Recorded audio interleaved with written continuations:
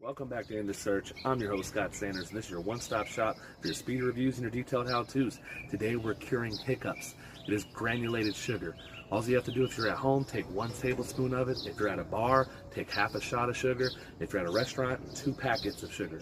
Once you get it in, it'll take all your moisture out of your mouth. So you want to chew it a little bit and then swallow it down and get rid of hiccups like that. It is the cure. If you are diabetic or you have a reaction to sugar, obviously consult your physician or your doctor first. But go ahead and hit the thumbs up. That way everybody can get the cure to hiccups and it could be a thing of the past. So thanks for tuning in again.